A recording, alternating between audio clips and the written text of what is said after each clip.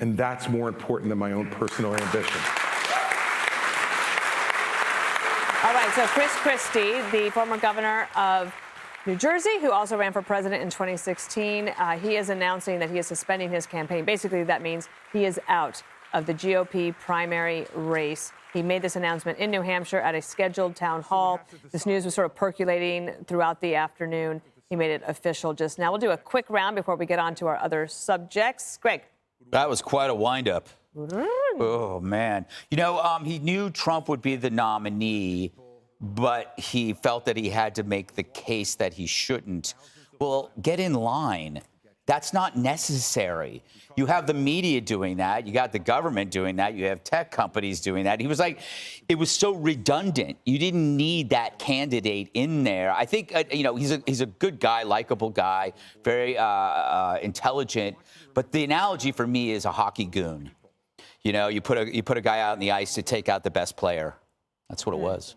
And that part of the race, at least, is over now. Jesse, what do you make of all of it? I agree. I mean, I like the guy personally. I used to like when he used to tee off people on town halls, but he killed himself with the bridge and the hug. And he ran out of money. Let's be honest. He ran out of money, and I don't like how he says that I'm here to tell the truth. That's basically saying 75 million Americans don't want to hear the truth. They just don't want to hear your opinion about Donald Trump. Okay, he had a lot of bad, negative things to say about Donald Trump. You can hear that from the Biden campaign. We don't need to hear that from a Republican. So good luck, Chris Christie. It's been real. Judge, I don't think he ran out of money. He ran out of possibility. He ran out of runway. Because he wasn't going anywhere. The polling was just completely stuck. It's embarrassing. He had about 12%. In New Hampshire, I mean, only about 3% in Iowa. That never changed to 12%. He moved up a little bit, but I think he had to read the writing on the wall. Like, this is not happening for me this time around. Yeah, it wasn't happening for him. It isn't happening for him. It was almost an embarrassment. But I have to tell you, I was offended by that. I mean, clearly he is... You know, he's auditioning for some kind of, contributorship or something on another channel. But at the same time, he says, you know, I knew last time he was going to win, Donald Trump, and that's why I supported him, explaining why there is so much, he has so much malevolence toward him.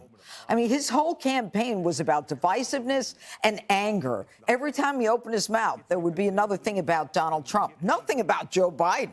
Okay, the person that he hated was Donald Trump. He was in this race to attack Donald Trump. And he's actually, in his last speech here, he's patting himself on the back for being a great leader. And I'm here to tell you the truth, and you need me to tell you the truth. No, I don't. The American people don't.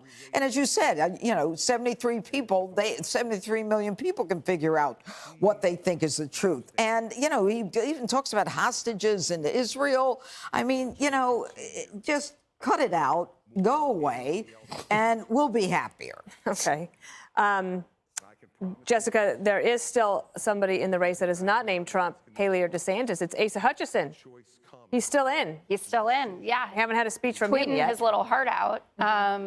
Obviously, there was no anti-Trump lane at this level. There's the alternative to Trump lane, which is where Nikki Haley is, and Chris Sununu, the governor of New Hampshire, has been pushing for Chris Christie to drop out because when their powers combine, they get over 50%. So if Chris Christie's voters go with the Haley voters and that becomes the anti-Trump bloc, then maybe she has a chance at beating him in New Hampshire only.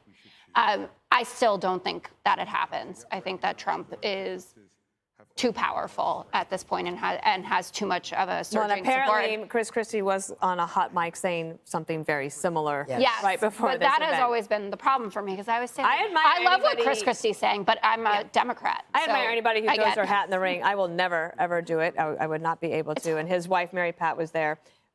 So that ends that for Chris Christie, and I think it ends that for us as well. We will be right back. No. Let's hear more. Hey, Sean Hannity here. Hey, click here to subscribe to Fox News YouTube page and catch our hottest interviews and most compelling analysis. You will not get it anywhere else.